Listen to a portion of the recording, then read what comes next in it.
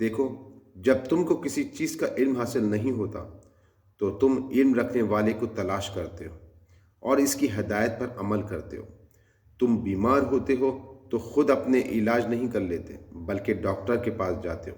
Doctor کا سن یافتہ ہونا، اس کا تجربے کار ہونا، اس کے ہاتھ سے بہت سے مریضوں کا شفا یاب ہونا، یہ ایسی باتیں ہیں جن کی وجہ سے تم ایمان لے آتے ہو کہ تمہارے علاج کے لیے جس لیاقت کی ضرورت ہے وہ اس ڈاکٹر میں موجود ہے۔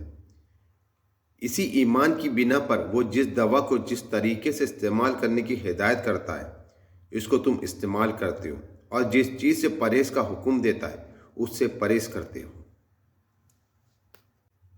اسی طرح قانون کے معاملے میں تم وکیل پر ایمان لاتے ہو اور اس کی اطاعت کرتے ہو۔ تعلیم کے مسئلے پہ استاد پر ایمان لاتے ہو اور جو کچھ وہ تمہیں بتاتا ہے اس کو مانتے چلے جاتے ہو۔ تمہیں کہیں جانا ہو اور راستہ معلوم نہ ہو تو کسی واقف کار پر ایمان لاتے ہو اور جو راستہ وہ تمہیں بتاتا ہے اسی پر چلتے ہو۔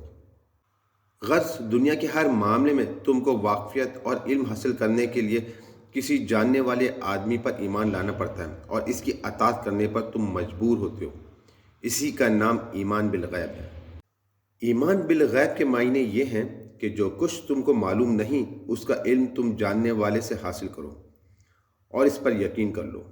خداوند تعالیٰ کی ذات و صفات سے تم واقف نہیں ہو، تم کو یہ بھی نہیں معلوم کہ اس کے فرشتے اس کے حکم کے ماتحت تمام عالم کا کام کر رہے ہیں اور تم کو ہر طرف سے گھیرے ہوئے ہیں۔